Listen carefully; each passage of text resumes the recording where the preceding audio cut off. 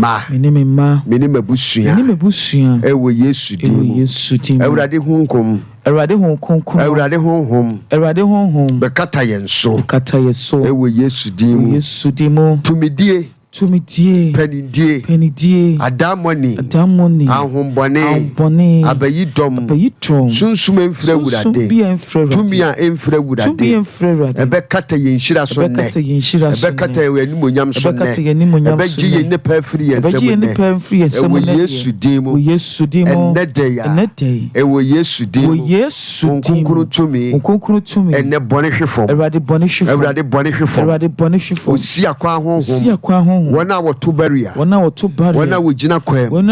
wana okasa kire nipa wana wosori tie nipa Awurade Yesu owo junction to junction area to area runabout to runabout house to house room to room ennede a wo free Awurade wo sori tie bia gina umoja ni gina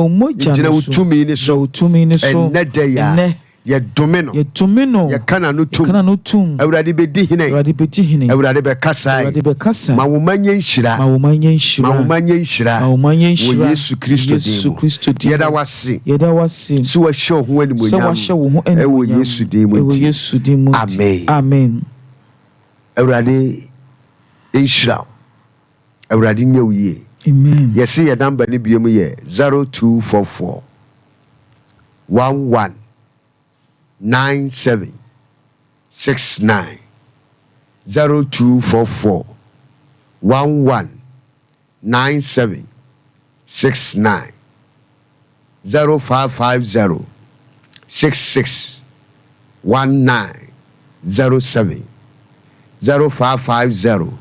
66 1907 Awurade nhyira me di the Reverend Charles Kefusu asafone the Universal Fire Revival Chapel enya me nko ana me wa ha me no osofu maame Madam Esther ene wa ha anopai entinyane unua frɛ wadamfo ne ka kire de sɛ wontie SOMPA radio na wonkɔ SOMPA Facebook ene wanya TV no na radio kasa ena say TV Facebook so ye adwuma Awurade nhyira ewo Yesu dem amen Awurade nhyira obibia no pay ni se waye nhyira bebre na obekoso waye nhyira na obomodin so say wie adwuma die ya obetu anamo na wode yen edi ehia ebribia eyetati de bia nyameko no etenase Awurade fa ne so ema one nyame ma edi mpunimpu se opese Awurade fa ne so na wo how bi da wo so na emfiri ho ma wa obetimi abamemenda na ye one on one kosia na eya sorry and the after service no obetumi so ne nahia enti ya abrama yensom bebia wo bia woni asori ko wo kwa sori opese obesra yen ni nyina ye to yen sadia for how bi da wo so na penso pese woni nyame akọ ni hia bra na Awurade be fa ne so aboa ye wode bia nso so eyem bible ye wode bia eyem bible ye bono ho eno yiginamu gidi wo bo obi ebobi na iwia na se Awurade wo asem bi ma obi a Awurade asafa na ko no so ediama enti ya wada no bible wom deliverance enso prophetic ene nyame asem so eye chuma enti eye the word of God, prayer, prophetic and deliverance, healing enyina eye chuma enti bia wo bia obetumi etuanamo kwesi a ochina nso so no eye a last day of your program commanding the commanders and enti bia wo bia no so the word of God, prayer, prophetic, deliverance and healing ti bia wo bia obetumi etuanamo na oni ye de ehia ena ya soro ba ko wo edanase danase fishmongers edanase fishmongers se wuduru danase ya utwamu danase kakra bi te se wo kɔ akomna ye wo baabi wo hono a omse efre ho fishmongers usia no wafo wonsani fa so right hand wo wafo soro wo foro soro no ma asore dan kama esi ho onso ye mpaibo kwasiara bia eye soma ye somo ho ye hyase 7 by 9:30 na yapon ena ebenada bia so ye mpaibo esoso ye dai ewo ho fa ho hyembi timu amu wodanase mo wa akom kodie mo wo kodie important baby mo hom patamu wo baby ya no ubetimi ahia yen nyame ya aduma kwasiara no pa by 7 9:30 ni afiri ho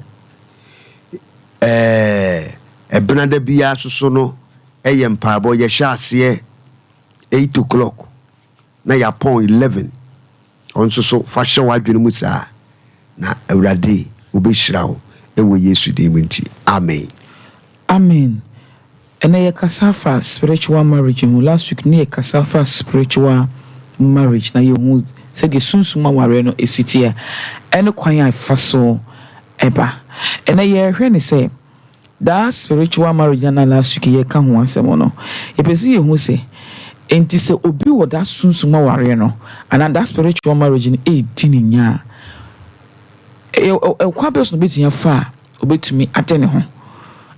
a free side no say obi was spiritual marriage we hear to me a since spiritual marriage no na etimia ye dai afiri ni so enti wunyanya saa tumi na eboro saa tumi ni so na saa spiritual marriage no ubeye die ko hin ba ya enye dai emfiri wo so da no bi bebusa say spiritual marriage no eye die honhuma ware no eye die etise honamu wakọ akohu wahia wo baabi na ne wo ba no adi nkomo na wakohu abusuafo wo ni wabusuafo ahia ene wo ba na abusuafo ahia na wo ba na abusuafo de oba na yedai amaw sana eye aware ba hunhu ma ware we no abusua no edimu bi ena wankasa soso no udimu bi ena duru ba bi kurampa wono de wo mesere wo bia na so mebusi obi a na waware wo na ediwachi na saade na nyaba wo so a saade ni nyaba wo so a de wo mu ba ko ne se ekwan a wo befa so a wo betumi ama saa tumi no a anase saa honhom na aware wo no ebefiri ho no wo hia power bi a ono so betumi conquer that power na o te de be kan ya se no wo hia power ebetumi conquer that power na ono ne se waware no enti last week ni eye program no ya to ne din say commanding the commanders enti ye was spirit a commanding nipa ye was spirit a commanding the bay nipa enti obia no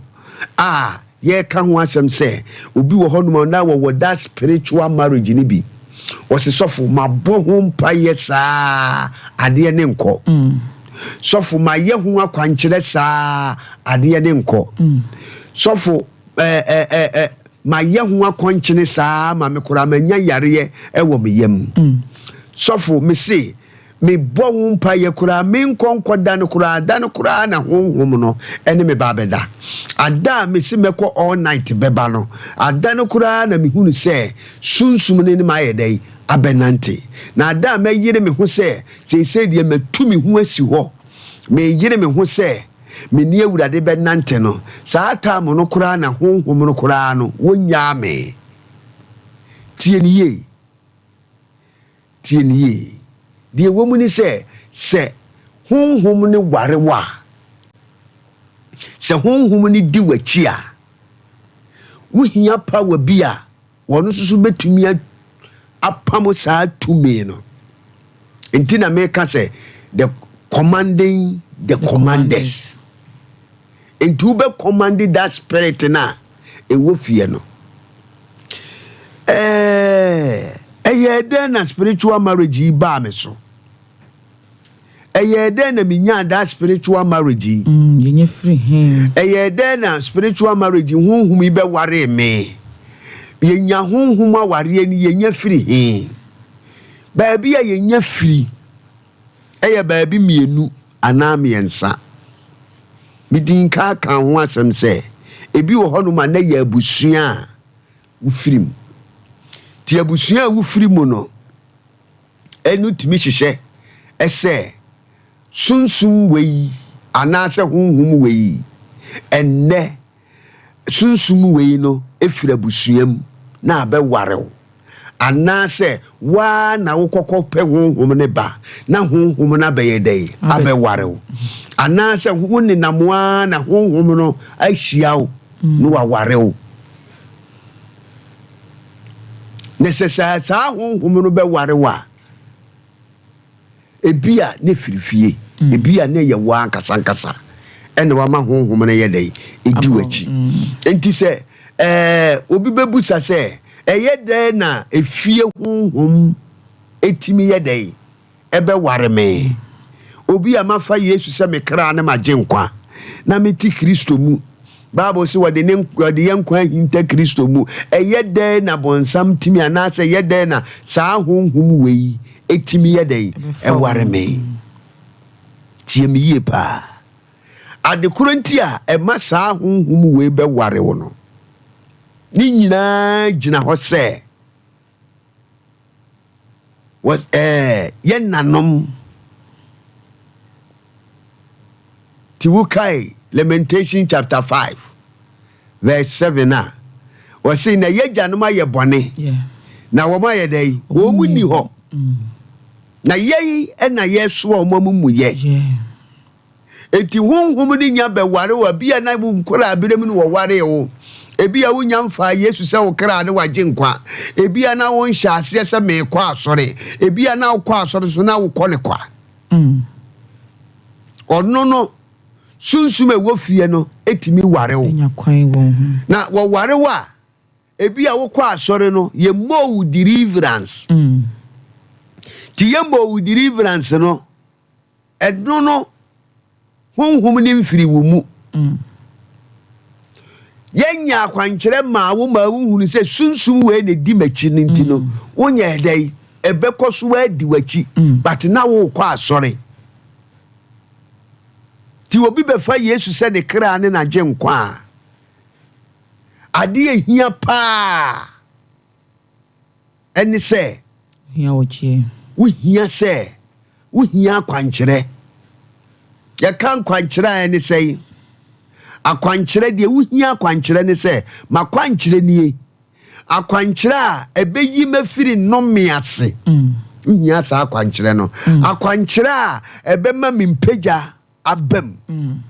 hia saa akwankyerɛ no enti sɛ saa akwankyerɛ a ebeyi wafiri no mease no sɛ wunya nyaaya wunya wono so a de toso ɛyɛ deliverance wogye ɛyɛ se ebo deliverance enti ye woni pare bebre wo honom a odi wo kwa asɔre wo se wo ye kristoni wo se bi magya bɔne wasi we me nye bone ma twe me ho afiri bone ho but that spirit ne ye dai e ware no na spirit ne da so ye dai e di na chi enti anopa wu tie mi a de me kan kire ne se eniema ne haw e tete o tu anamo ne nyame ya adoma ena anopa ye eni mi nhia wo breman ya busue kuruwa Brema ya busuakuruwa wo soame magazine makuru na wadura busuakuruwa junction na ɛhɔ na yembreki sa spirit ni mawo because you say commanding the commanders enti sɛ wan tumi anya honhom bia ebetumi a command that spirit na aware wo no a sister wutie me brother wutie me mama wutie me wofa wutie me de metumi aka akira woni se enko da yemeko no yenhwe abrante ya obon paye ma no ya na oti atwe sunsuma ware ni nti no saa brantie no akotena atwea esan se honhom ni nya no etete no ama ye na di kura nso so e de frɛ adwuma nem saa honhom ni nti but also kotena atwea ho se okobɔ mpa no so still honhom ne da so ba ene di behia na until so woti o radio so a wotu na mobile na radio fa so e bɔ mpa ye de man no yen hwɛ de esiye afọ no ye na di frɛ adwuma mu no ya sa frɛ no adwuma na nkasa emu ohun se what ya atwea o but honhom ne da yeah you will be crofo bebre a moti atwea mountain so a even say spiritual marriage no hawo mo one sorry ye no na ne ho asen one sorry ye no na onu obi ada o te pepo no so na onu obi ada enye pepo no so na abetena ebe kire say that spiritual marriage no ebe firi wo so enye bonsem bompa ye na ebe ma spiritual marriage na ye dai afiri wo so what is ebe kire say no emfama no nsi boni say sofo ne say mpa abonye me nka kire say mpa abonye mpa abonye pa obi ka kire say kompa aba wo pe wasem eniema mienu na wo wiase a obi ka kire wa ma even say nipa koro no pe wasem pa de dinkai ni se obi wo ho no ka kire se eya bompai ana se bompai a ehu hia pa se wo be bompai na oni pa koro no pe wasem ana se obi ka kire se eya abo afode a wo pe wiyeye wo pe nkunim die wo pe nhyira enti saa ne ma we mienu de enyim firi wa brabo mu da na de me pese me kan se ebia wo that spiritual marriage na edi wachi sa spiritual marriage no eye honhom a aware o se efiri fie se ye busuam se wa na akofa baaye eye se edi nka na awuru ba bia ade ni firi honhom kura no what you say ade ni ye dey efiri enti abrante ne no ate atwea wo bompaye se na wo hunu sa ade no eti mountains wono na radio ho ni otie en wo kra hwe Facebook en wo hu se me kasafa that spiritual marriage no ni bra ye sofo en wo no an kasa se yayi na dikura mpo so no eti aye se wo de ne ho ahye nyamedwuma mu yie eti ehwa en wo free mountains no esi fom wan kofie kwa wose no wote atonsu wo baabi tu wan kofie en wo ba me nchen wo breman abusuakuru a oba ye no ena awurade ma me ka kire ne se baabi ade ni firi ni ne honhom kura ene honhom kura hawo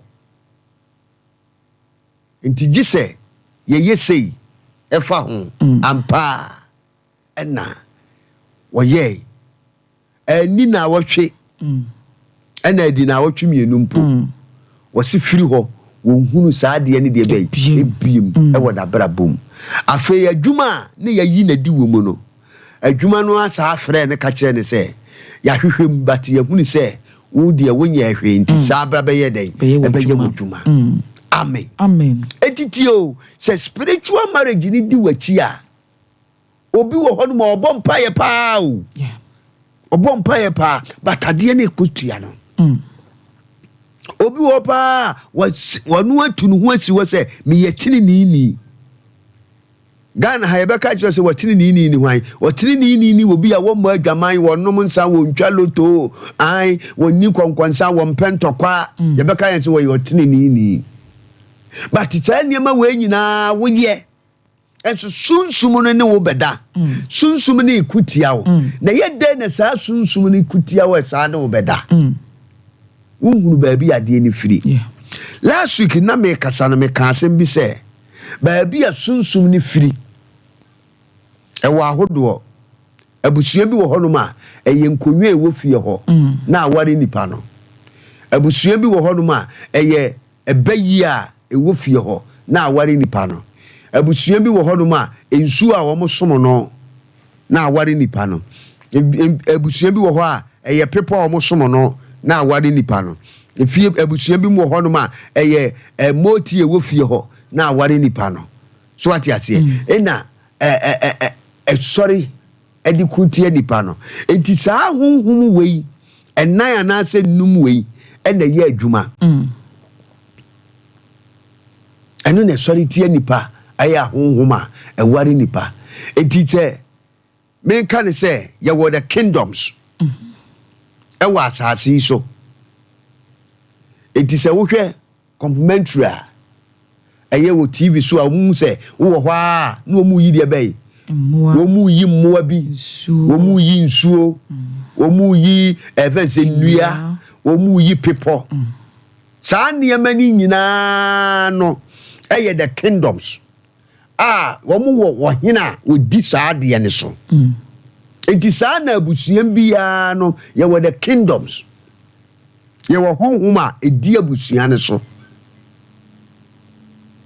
so what you say ye wo honhom a edi abusua ne so enti ye wo kingdom of man enipa hinie ti na wukuro mu hene wo abusua mu hene ewo ho and ye wo the kingdom of what plant enua hinie and ye wo mineral gold to obi wo abusua bi wo ho na gold wo ho because abrantie bi ba me nchen na nsen ya na me ne kasa wo si wo mu fie gold ewo ahinam kukuom pot mu e na ye den esini dem wone ne wo faneda tie hiu wone ne wo faneda na ye wo ajapade a ne nanom de asi ho from tete ena mi buza nse adwuma be na aye no se wagya gold no ho ena wo tu galamse amen ena ena wagya gold no ho no se yan woni de se eye abusua dia ena abusua wo ne edane nchen se si ya wo ko tu galamse no ena wode akoma de maame ba ko a wakafie aka che ne se wo kotu galamse nti wanyi gold ni yedai enkuti wo en wagye si wo di abusua bi wo ho a ne gold wo fie ho obi ani en ne fie bi wo ho no ma gold na wo fie ho no emma wo bi nyeye amen already nshira se TV number praise God hallelujah amen ti ka kire wunua se TV number ba bia wo bia ka kire ne se TV no ayedei aba 81 abusua bia ni de ewom eti honhom bi wo hono ma na wo di abusua chi na ye gold ti wo ye adwuma sa dien wo bebre sa dien wo nya sika da because nya sika na spirit na chi sika ni nyina kogu gold num na aya abusua dia ti nipa wo mu abusua ni nyina ntimi mmobra wo be kom na ye that spiritual marriage efie bi mu hono ma wo hia fita ahokyire fita si ye di plan besuo ni ye kan se obi anfa 100 series ana 100 series and 50 series ye di ko US obi a metena play ni mu a wan hwa wo nya nipa 3 e wo abusua ni wo be kom na ye that spiritual marriage ni na ye dai e di abusua ni nya amen ube komu no na ye that spiritual marriage ni na ye dai ye adwuma enti se ye ka spiritual marriage na ekwan a ebetumi afa so a wo ubetumi break that spiritual marriage no wo hia commanding spirit amen nyamishra obi a wo hwe ana se wutie samri asafo no make out biem se Universal Fire Revival Chapel aye wo Kumase Preman Ebusuan Kruwa Junction number is 0244 119769 0244 119769 and 0550 661907 0550 661907 made of waiting first and number imubia opese anope woni yeshi ananyame yad mochna kwasi oni ebesuma boma freying na yenchiro yechira kwan eradi nchira ewo yesu dim nyame kwa wo bobo say ye wa honhom ahodo ada sunsum aware no edisom enti ebia sunsum bi aware me na pese sad ni free me so me den me hu say let me identify say this is the kind of spirit edi minya me dem hu say bi ye fie nkonwa nsuo abosom go the wo fie say the wo kano. How do you identify such spirit? Now to me every also amen on say me din ka kasa me ka say ye wo mineral kingdom and na ye wo plant kingdom and na ye wo mineral kingdom ye wo plant kingdom animal kingdom and na ye wo marine kingdom so eti the kingdoms no e wo ho eti say that spiritual marriage ni di wachi a obi wo ho no ma won pikin in dreams so at yase and obi wo so a won pikin wo dreams but that spiritual marriage ni di nachi etete no eti obi wo ho no ma wo so daye ne daye na wo so ye no na wo gina nsuo ho na wo twa nsuo na wo pese wo twa nsuo ntu ntimi ntwa na wo nsuo mu a wo dware na wo nsuo mu a wo hunu nkrofo bi wo nsuo num wo hunu semmoa bi afiri nsuo num aba anase wo hunu nsuo num wo hunu saade no what you say wono no one saa nipa na wo hunu saa ne ma no ada say waye masturbating pen anase wo mu fie bosoma e wo fie ho no eye nsuo honhom ene di nachi two obi wo soso a ohunu nua akese osime so dai na menam kwaye menam forest na me dimirika na mayira ube komu no na bosoma wo mu di so no eye enua eye forest omusum nua eye forest bebre so ati ase efi abusua bi wo ho nso so a ube komu no na omusom moa etina yudurum baabi wo hono ma emfante wo baabi wo mse ye wo abo akere festival won so wateda ye ko school se sa no mo keka sa aha wo ye sa wo ye sa wo de abo akere wo ho unse ye nhwe MPP for event say symbol eye wo sono ye nhwe NDC for symbol won so say ye anomau say kwakwan do bio say okodi o ena nanonko an ye dey epie ba wate je mechena so no enti aboa bia woni symbol ana say abusua bia woni symbol na that symbol no obi wo hono ma wo hunu saa moa ni bi e wona brabom wo hunu moa obi wo wa say ena me hunu jata ena me hunu wo sono ena me hunu wo what you say etu nse nkofo bi wo ho timi so daye wo say na me so daye me ta hunu wo ube komu no na waya sonani saa honhom ni di nachi what did be china so no obi wo hom so a ne die no eye obi wo so gold die maka ena maka ensuo die ena maka nnua die ena maka emmoa so die ena bi mu on so die a wo mo die ni ye nipa the kingdom of man so what you say ena the kingdom of man enipa mu ne yenya bayiye yenya bayiye wo de bayi emmoa mu yenya bayiye yenkasa abo ye bayifo yekasa abo ye abo abone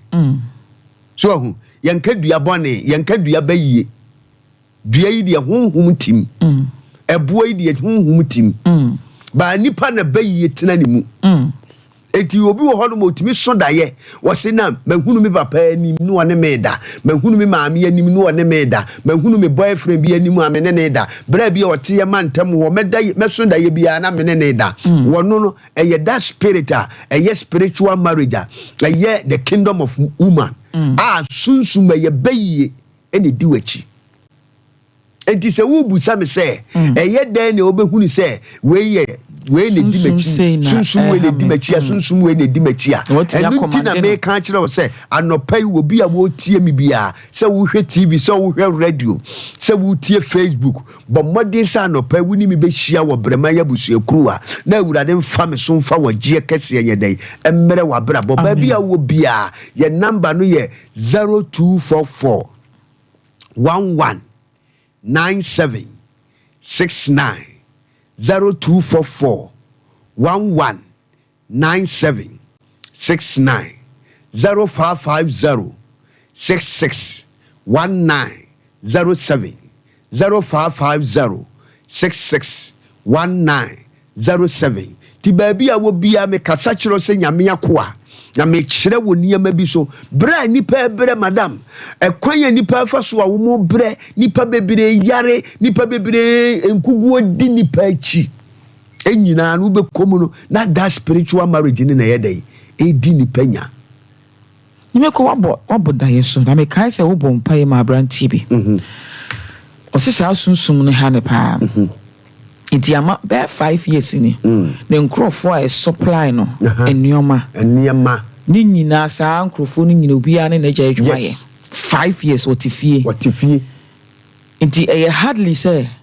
odidi but also no na won so da ye say obi ne da but obesori bia no na wo experience say ne ho asɛe Wokunu se ne ho asɛe ana se ne ho asɛe ankasa enkasa o experience ne ho asɛe na ne ho asɛe enti yɛnhwɛ sɛ otuo na mama wo baaye me Awurade fa wo so hu de ha brantie no na Awurade sa fa wo so breaki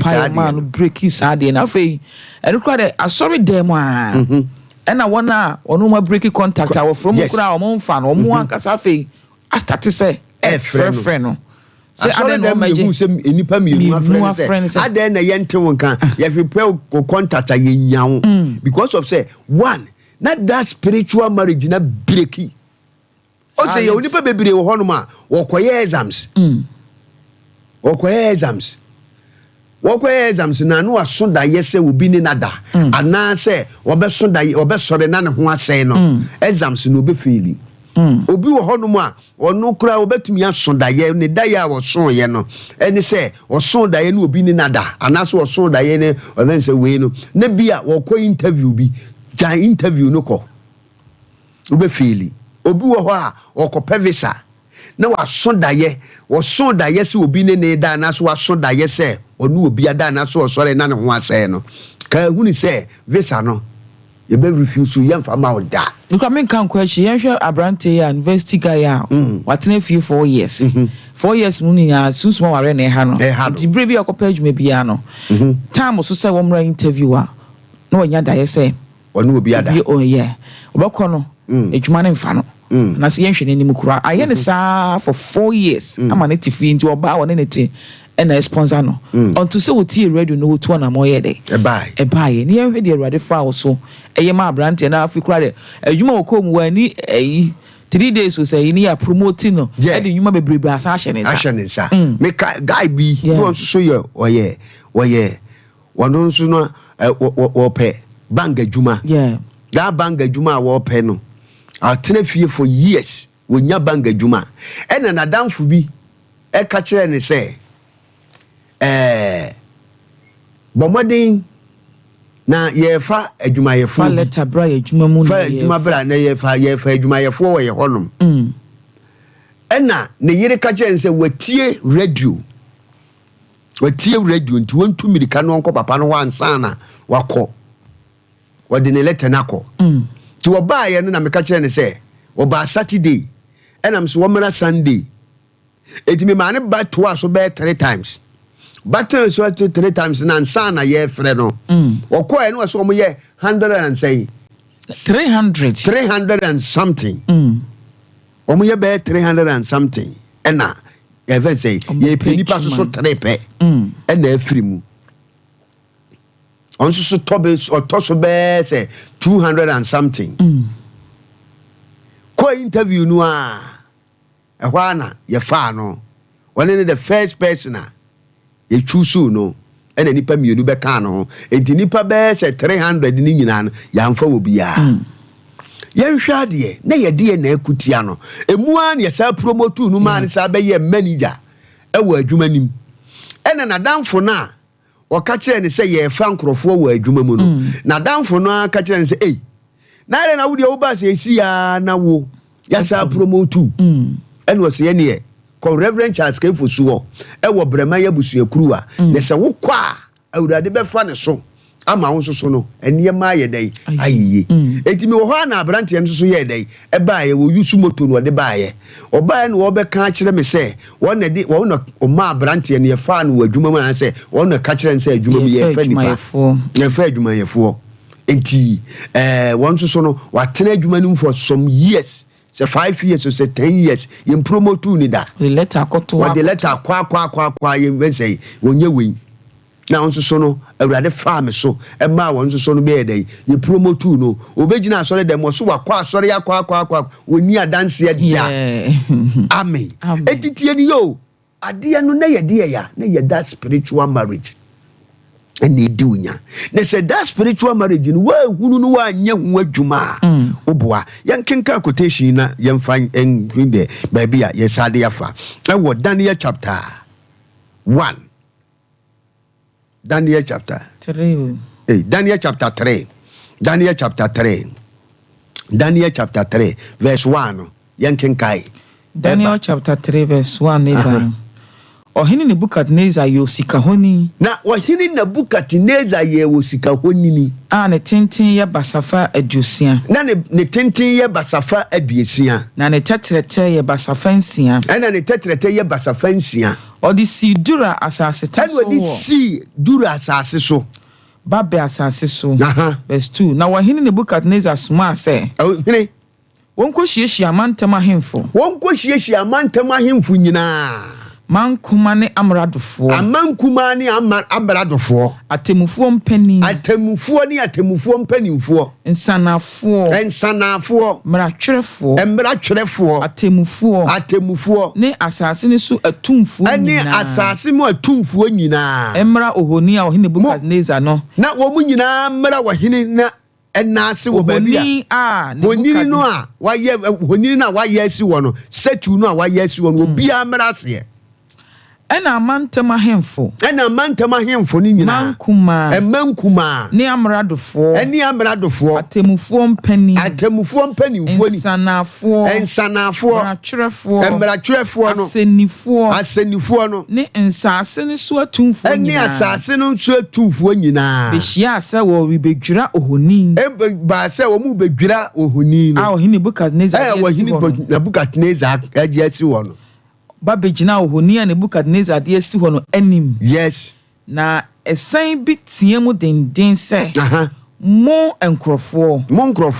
Aman ne kasahodo. Aman ne akasahodo. Woka kire mo se.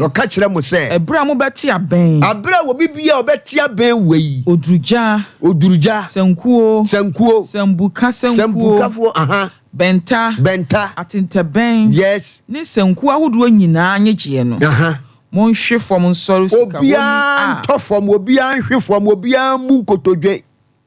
ohini Nebukadnezar edi asi ho no obia mu nkotodwe ensore saa setu no a Nebukadnezar de ayede edi asi ho no ye gade bi wa ha ye ka spiritual marriage baby e firi ba baby a spiritual marriage timi firi ba abusuam kura wu firim omanya wu firim. That spirit di ho nyene eye adwuma hwe Nebukadnezar ade no ye statue kese en wodi si ho en wo ka kire krom wofo ahemfo judges police nurses doctors enipa bi wo krom ho bia wo board wuro wo nanso wo radio wo nanso wo TV Facebook wo nanso say obi bia wo kurom ho bia o ti se me bo sa ben we bo papa obi e bo aben a sa honi na mayasi wo no sa statue na mayasi wo no obi ankoto ya wo abusua bi wo ho a obi a hye abusua bi ase wo hye kuro bi ase wo hye wo man bi ase se de wo sitie bia wo hye ase enti se ufie sunsum bi wo fie ho a eyen hyeso ti fie ne so a kanipa hye ne tena fie ne so a sa sunsum na wo fie no no sori tia wo bibia wo bia enti ma ne ho so se ne ye koside enne ye dapa enne ye fofie enne ye wukude enne ye verse kwabrabra and nay, even say, ade that spirit no. Yeah, Juma will be biaso. Upon say we go school, upon say one go school, upon say we tese wine, yes, so with me or even say, whom many show so. A diwnya, a kutia, sorry tiao, a dear can spirita, a dini penya kutia nipa, a ye that spirita, a ye Juma, a wo nipa brabum, a bini seen a book at Neza pencil. Na mmeranteɛ bi wɔ kuro no mu a saa mmeranteɛ no afa awurade ne awurade nenam wɔn mu no wɔn yɛ Israelfoɔ a wɔn ni nyame nam ɛne yɛde wɔn akɔto baba asase so yɛde wɔn akɔ Nebukadnezar kurom ɛfɛ sɛ Iraq Saddam Hussein kurom ne yɛde wɔn akɔ hɔ ti yɛde wɔn kɔɔyɛ no ɛhɔ na saa deɛ wɔ esi amen. Amen. Verse 8 no. Osisanti. Brand woman ne kediafo bi babeto Yudafo no ano. Abeka kire wo hene Nebukadnezar say. Wo hene yankwada. Wo hene. Wa hyemra se onipa biara a obeti aben. Odruja senkuo, sembuka senkuo, benta, atenteben. Ene senkuo ahodo nyina anyegye no. Onhwe asensoro sika honi no. Amen. Amen. Tia yo, enti tie ni ye. Ebia wo fie sunsum bi wo fie ho no ma. Eyen hyeso wo fie ho. Wo beye den wo breki sa sunsum no. Wo hia commanding spirit. That Nebukadnezar commanding say obia ti sa ben we ya. Wonye den. Sorry. Won koto no won sorry. Nyame ya adom ene eye canceling. Wo tie me. The metumi aka kiro ne se enu ma momara enu wabusuya momara enu wadamfo emra ka kire ne se da bi matie sofu bi matie nyame akoa bi se de wo si kasa no bibi wo wiase bra ye bre nyina no efiri baabi na Nebukadnezar shay o mani nyina se Oche wo mani nyina se ede wo monkoto sorry osika etifie bi mu wo ho no mu a ya shato ho se yenyegie efie bi mu wo ho a ya shato ho se yenware wo ha efie bi mu wo ha ya shato ho se yenwo wo fie ha efie bi wo ho a ya shato ho se wudi 40 years yese wuwu wudi 35 years yese wuwu efie wa ya timin yare wo fie ni eye asma yare wo fie ha diabetes wo fie ha pressure wo fie ha attack say na wo fie ha akoma yare wo fie ha sisi yare wo fie ha ya shato ho bekom na ye that spiritual marriage ena edunya anopai Nebukadnezar hye saade no mu fie de ne ya shato ho a eye adwuma ukuro no de ne ya shato ho a eye adwuma wo manum de ne ya shato ho a enya nsunsuaso wo abrabom but abrantie bi e friend Shadrach, Meshach, Abednego wo mo se na yenkoto wo da anopai commanding the commanders. Brana urade a wakasafa nipa ketrema so no menkasa ngu wabrabo so na wabrabo nye dai ensesa amen amen na meyen show obi pese wo hu se ekwa beso na sa honhom no fire e pa ne so ebe ware no omunya kwan fa he ene ba ebe ware nipa o se there be a fa ede be ware nipa no enyina ye niema mienu ti se busua asem amekan ebia wu fie abusua no momo de no agi eyigina ye ne wo fie ho eye nkonwa ne wo fie ho eye abosom ne wo fie ho ena afa so de aba ene fie bi mu wo so a waye masturbating wa nkasa no watwetwe wo be ma na se odo nsa hyehyɛ wase a nkrofo o mu bi wo ho no mu a wo makɔ school dodo no o mu kɔ school no a because a doctor bi ba me nkyɛn na me ka kyerɛ ne se I see say me hunu say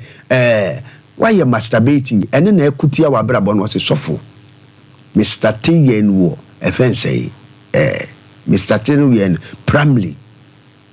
na me de call efen say senior high ena me de wie university a me da so twetwe me da so me be mem Ika one sister bi oba me nchen. Onso saa wonu so se na ni kunu e fa ne to. Atiase. Enti that spirit ni se unyanya bi pe gbanya yes ade ni pe na evil spirit agudam. Marine spirit agudam. Bia na wa ye lesbian. Ebia na wa ye homosexual. Ebia na wa nkasa na watwetwe ho ana so do nsa hwehwe wase. Ebia na wa nkasa no wakoto dua ni bi. Ena wa de hwehwe wase. That spirit ni nya wo da. That spiritual marriage ni be di wunya. Ebe se wa brabo. Ebia na wuhunu ye but echina no wo be hu se bibi asi. Your number ni ye 0244 119769 0244 119769 0244 119769 0244 119769 0550 661907 0550 661907 Edia na ehye so spirit be na ehye so because one girl be ba nchen o see that spiritual marriage no eba se honhom ne be da this one mem ade chia this one mem saying 5 ena ye dey ehia se wanya mem 5 ne wo ma na ne hontono wontimi nkofie na me se na wo ye den wanya mem 5 no o se bi wo ho no ma me konu site omo so aka wo blog omo so wo temota no me ko ginegina ho na matwe ba ko na mienu bi efiri ho no me anya bi wo ho area ho ba bia na me ko kegetia nti anajo no se ada se pa wo pa ni na menya no se mate ni na menya no se hwanyo na afei me ne na dansa na me ho atome that the spiritual marriage me ka brantie bi oba ye nchen a wo se spirit ne beda afedi otimi ye meremere wondam kura metro mine otimi nam kura otimi tofom baabi ya no achia no ho ato no wada be se 10 minutes se 15 minutes ansana ne ho ato no what you say the spiritual marriage na kwanya faso ye adwuma ebe gu anim ase de ka bebreo nipa bebre de ka yes that spiritual marriage enipa bebre a ho kire da won so oton a wonto that spiritual marriage enipa bebre a won se yare atete no wo se na Dr. Asumasi nom events eduro ubekọ ni ho no a wo basket kesia me ka se me kwa bi ho me ko no ho no ma me ko ye basket kesie ni suo ne nuro ni ya hye ne ma se den brofu de ne abibifu de na me se na den wo se nuro a me num no na me se enti me ne to aye di nkoma na awurade ka kire me se enura we nyina amoa no wo hia se obefa Yesu ni ya brekita curse na ye den afiri ni so na ye spiritual marriage na ye den eye ne sa na mebusa ne se mada bebro enti se wu usonda ye na osean na me so usonda ye wu ni sen osean na me sonda ye medidi sa na me enura we menum biem ma me nkire ode onye wo ye wi anu bibia be ko fine na me mompa ye nto ato asoma ampa me ne ne gye ya me man ka che ne se me bompa ya manafo 2 weeks enu anu no brother ne nyare ibiem o ti de me kan ya se eti ye ka spiritual marriage na e di yare ba e di wohia ba e di sujadie ba e di nkuguo ba e di ahwiase ba e di woseye ba e di niema bebre na banipa bebre abrabom atiti nipa amen you make come yenhwe sebia obi ensu tumi gini so and I said the kingdom of marine plant kingdom and I say mineral kingdom no yenhwe ne yemisa se ne da yesu ebe yesen sebia me sunsume ne me edi akon no yesu me da yesu be ye de he sunsume ne me di akon no gold kingdom and I said the mineral kingdom me da yesu etisen Inuya me da yusu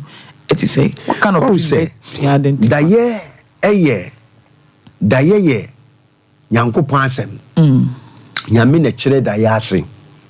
nyame na di daye ba enti obi o so daye bia no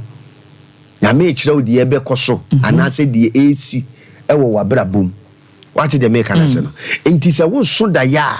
nyame na ekira de ebesi wo abrabom na se de ebe koso wo abrabom enti wo so da ye se ma so da ye na me didi ma so da ye na me nam suom ma so da ye na me nam kwayem ma so da ye na bibi to wo mabrabom a tie ni ye da ye no da ye eya ade a Nyankopɔn ene yi kire wo enti obi wo honum wo bo so so da ye wo sina me ni obi da me so da ye na me so da ye na me namuram me so da ye na me maforo botai wo ye pamia na me koforo botai ena me wura buo mu ena me so da ye na me wura nsuo mu ena me so da ye na me bo nsuo traye wo ye nyankyerase ya wo bo me ka se ne enura abranti bi frɛ me firi so ene waka kyerɛ me sɛ waso da ye na wada hwa wono wo yare waso da ye na emrofo miensa emrofo 5 ema mienu ene mema miensa wo ma firi ne kitchen pi e wo ne dem na wo ka kyerɛ na damfo ne sɛ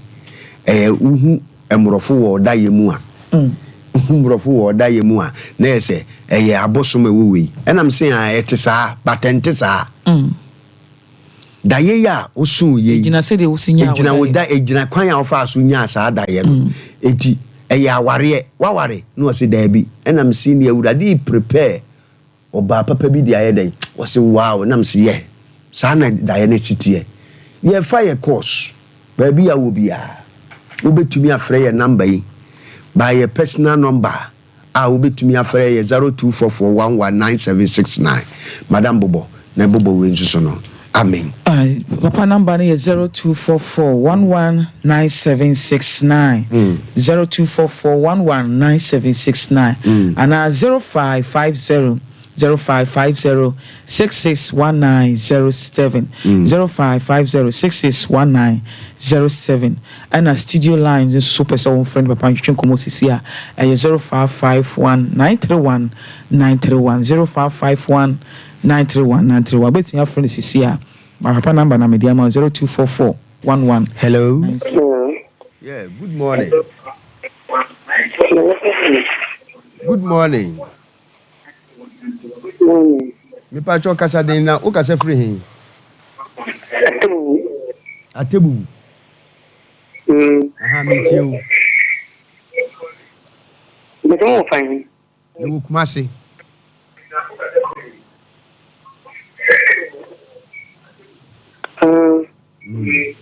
e wo kumase pacho your special money break 15 years nie bama se wo atebu budi a ubetumi abane untumi ma gise kina no na waba ye pon asori ya mehwew why nti bomode se obeba ewo Yesu din mu amen ti mehwe anim why anase ye pon me tumi wo kumase fa me de me number no be sa atudwa me de me number no be tudwa ye pon ano wafra me na me de wadi nkobo why nte me hu mo tia na nema nti udie me se me de me number no be tudwa na we pon na wafra me why everybody shall 05513 medasi okay hello eti wo bi a wo tie yem bia emmomode se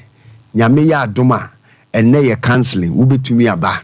enne ye counseling wo betumi ayedai aba ba bia wo bia wo betumi aba anase ekina wo betumi ayedai aba hello yes sir.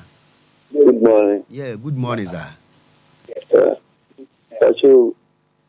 what's up with you? Pacho, who can say free hina did say? Kasasi, yeah, Good morning. Me Pacho meet you. Kasasi, Sunyai. Eti misro, who was our problem libya? Okay. Who was our problem libya? Nyame ya adoma. Meso sisi ya. Okay. TMA NTA TV no. TMA. Ye me de me number no beto TV ni so enche kura. Me de me number no beto TV ni so. Ye pon anu afra ne edi nkomo. Why? Ai. Everybody nka. Yo. Hello. enti obi a wo hwe ye anaso wo tie yem bia ne eye counseling echena eye som kese na nyame ya adom a enne mehwew echena soso me yedai mehwew ti ba bia wo bia. Hello, Good morning. yes sir. Okay, thank you. Me pacho meet wa I think I can feed food. me pacho se wo kase free No food. bu food aha meet solo But I can know that program. what that problem ni bi. Okay. Yo. Enie unim say my event say me be sorry ya no me sorry ya na wa fa me number no with studio and also wa fa no TV ni so. Na Ewurade me no nkasa na Ewurade nhunu de ye be ye why. Ewurade nka ho pa. Enti obi a wo hwe yem bia no wo mmobode say onso so ebetumi ayedai eni mehia ewo breman abusuakuruwa ewo soame magazine makru na waduru abusuakuruwa junction ba bia wo bia soame magazine makru na waduru ho wo be fa kono no ka ana breman ka na hello. Good morning. Yeah, good morning sir. Me pacho nyame adumo me pacho ka se free na din di say me pacho meet you.